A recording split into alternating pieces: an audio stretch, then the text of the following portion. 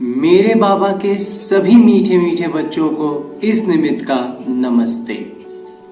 आज की मुरली से बाबा ने जो मोतियां लुटाई हैं उसे सभी मीठे मीठे बच्चों ने अपने संस्कार अनुसार, अपने स्वस्थिति और परिस्थिति अनुसार मोतियां तो चुन ली है ना।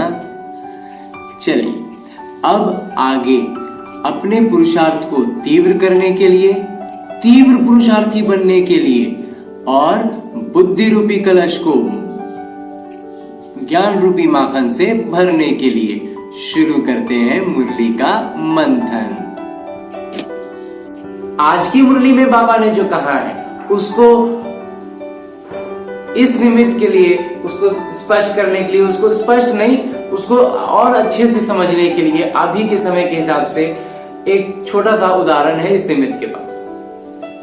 जैसे हम देखते हैं कि एक हवाई जहाज जो उड़ता है आसमान में, तो वो हवाई जहाज को उड़ाने के लिए हम जानते हैं कि वो एक पायलट होता है, मतलब उसको जो पूरा संचालित करते रहता है वो होता है पायलट। और वो पायलट जो है वो अकेले उस विमान को लेकर के उड़ता हुआ किसी दूसरे स्थान पर नहीं पहुंच सकता है। उसको तकनीकी रूप से एक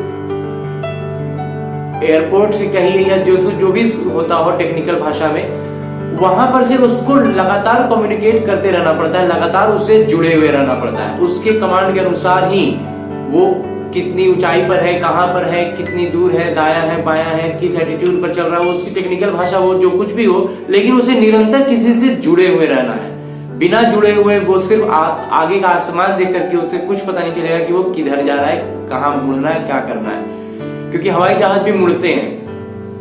ऐसा हमें लगता है कि एक जगह से एकदम सीधा उड़ के पहुंचता है, लेकिन वो नजदीक अपने गंतव्य स्थान पर जब पहुंचता है या जहां से जब वो उड़ता है तो फ्लाइट की दिशा कहीं और किसी और डायरेक्शन में उड़ जाता है, फिर मुड़ के फिर इसको जिधर मुड़ना होता है वो मुड़ता है। तो इस तरह की बहुत सारी बातें हैं, लेकिन मुख्य बात जो है वो समझने की कि उससे किसी एक नीचे से जुड़ा हुआ होता है। वहां लौकिक में वो आसमान पर है और उस जिससे जुड़ा हुआ है वो धरती पर है, लेकिन उससे अगर वो संपर्क में न रहे तो वो उस एरोप्लेन को लेकर के कहीं नहीं जा पाएगा, मतलब खो जाएगा, भुला जाएगा। ऐसा ही हम आत्माओं के साथ है। हम अपने इस जीवन को लेकर के उड़ रहे हैं। अब समस्या कहां आ रही है इसको थोड़ा समझते हैं। समस्या है कि जो हमारा नीचे का जो कमांडिंग ऑफिसर बोले या जो भी बोले, उसकी तकनीकी भाषा जो भी हो, वो जो है अगर वहां पर कोई गलत बंदा बैठ जाए उस स्थान पर, उस कमांडिंग जो कम्युनिकेट कर रहे हैं, जिससे हमें तो लग रहा है कि हमें तो स्पीकर में बस आवाज आ रही है, हाँ वैसे मुड़िए, आप इधर थोड़ा इतना डिग्री इधर मुड़िए, इतना डिग्री उधर मुड़िए, हाँ फ्लाइट को ऊपर कीजिए, नीचे कीजिए, वो सारा कमांड वो वहां से बता रहे हैं। अगर वो बदली हो जाए, वो कोई और हो जाए तो क्या होगा? वही स्थिति आज हम सभी आत्माओं की इस जीवन में चल रही है। हमारे कमांडिंग ऑफिसर परमपिता परमात्मा थे, जो हमें लगातार इंस्ट्रक्शंस देते रहते हैं और हम चलते रहते हैं। प्रॉब्लम तब हुई जब परमात्मा, उस रावण ने बीच में धुंध कर दिया, कम्युनिकेशन को हैक करना जिसको कहते हैं ना, वो हैक कर लिया। और अब हमें तो लग रहा है कि हमें तो वही कमांड्स आ रहे हैं, लेकिन ये कमांड देने वाला रावण है। इसको दूसरी भाषा में समझते हैं कि हम जैसे ज्ञान में थोड़ा थोड़ा समझने लगे, थोड़ा थोड़ा ज्ञान की बातें अच्छी लगने लगी तो ज्ञान को और देखने लगे और पढ़ने लगे, बाबा के प्यार में आने लगे तो बाबा से प्यार होता गया। तो उस वक्त एहसास हुआ कि वास्तव में जब हम ज्ञान में आगे बढ़ते हैं तो हमें लगता है कि हम तो बस निमित्त भाव हैं, हम बस निमित्त हैं। बाबा करवा रहे हैं, करण करावन हार वो है और हम कर रहे हैं। लेकिन ये जो गलती हम समझते हैं, जब तक हम ज्ञान में नहीं थे तो हमें लगता है कि हम अज्ञान में थे।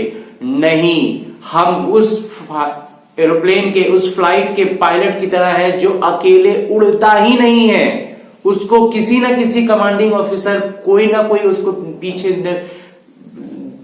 जमीन से जुड़ा हुआ चाहिए जो उसको कमांड लगातार देता रहे। तो जब तक हम ज्ञान में नहीं होते हैं, समझ जाइए कि आप रावण के निर्देशों पर चल रहे हैं। यानी कि इसको दूसरी भाषा शब्दों में कहें तो हम निमित्त और निरंतर बने हुए हैं, या तो परमात्मा के बने या तो रावण के बने। बिना निमित्त बने तो हो नहीं सकता कि किसी का जीवन चले।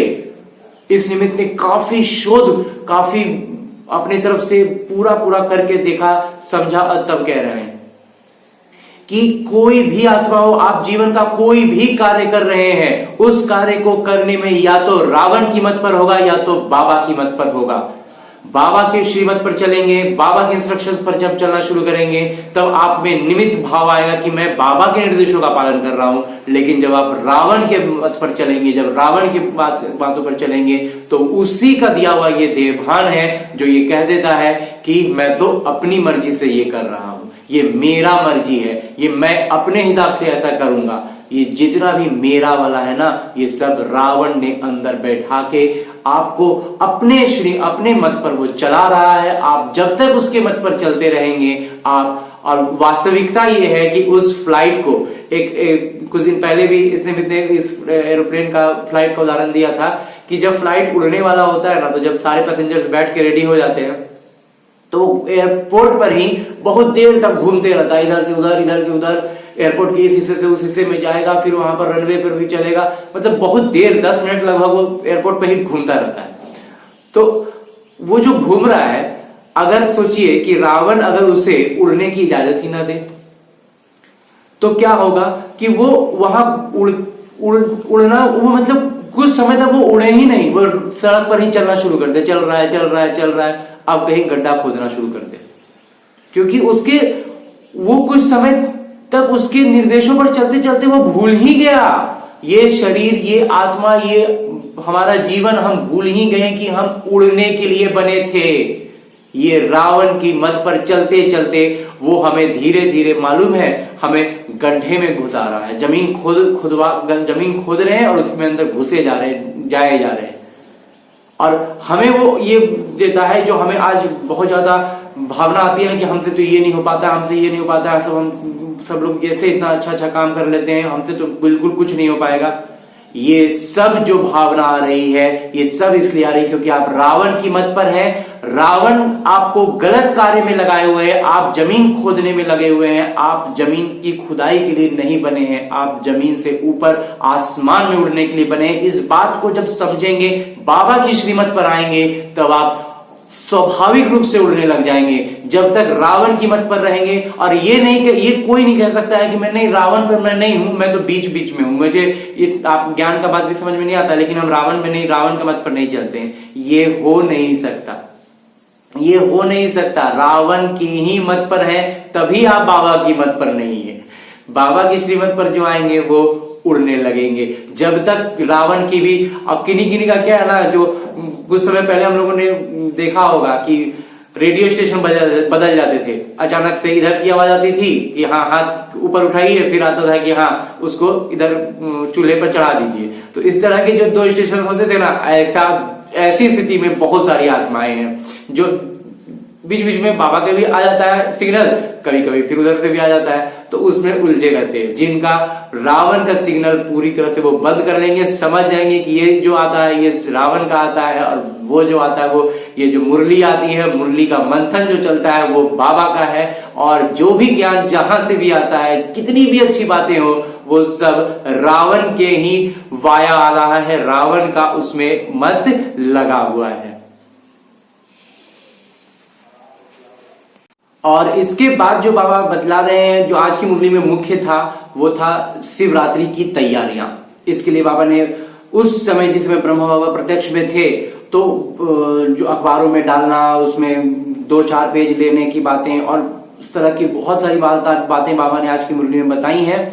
जो इसमें मूलतः बात इस निमित्त को ऐसी लगी कि जो भी नई नई तकनीकें आ रही हैं, जो भी नई बातें, जो भी नई विचार, नई युक्तियां जिन आत्माओं के दिमाग में आ रहे हैं, वो बाबा कहते हैं उसको पूरा ठीक ठाक करके पूरा मैटर तैयार करिए, उसको बतलाइए, उसको आगे बढ़ाना है। बाबा उनका समर्थन करते हैं, उन नए विचारों का, उन नई धारणाओं का और नए नए तकनीकों का। तो उस समय तक सिर्फ अखबार ही था, अब बहुत कुछ है। और इसके अलावा जो सबसे प्रमुख, सबसे आधारभूत बात है वो है बाबा के ज्ञान की सागर में गोते लगाने का और बाबा के प्यार में खो जाने वाला और पवित्रता के मतलब नाव पर, पवित्रता के ऐसी स्थिति में जिसमें कि स्वयं ही अपने आप ही कुछ अलग से करने की जरूरत ही ना पड़े, वो पवित्रता ही सब कुछ बयां कर दे, सब कुछ कह दे।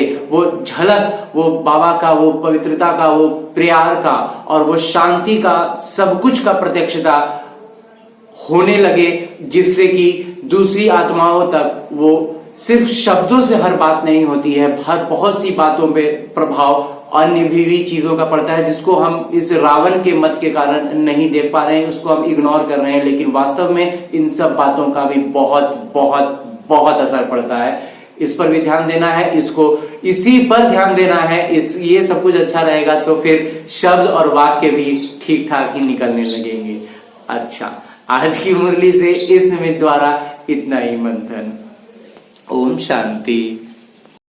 मुरली मंथन से इस निमित्त द्वारा ये था थोड़ा सा माखन। ओम शांति। मेरे बाबा के सभी मीठे मीठे बच्चे उठते बैठते चलते फिरते काम करते सोते जागते करते रहे मुरली का मंथन। बढ़ेगा बुद्धि रूपी कलश में ज्ञान रूपी माखन। छटेंगे विकार, होगा विकास, बढ़ेगा पुरुषार्थ। होंगे कई निज अनुभव, सहज होगी बाबा की याद। रहेगा अगली मुरली का इंतजार। तब तक सदा है सर्वदा है मेरे बाबा का प्यार। ओम शांति।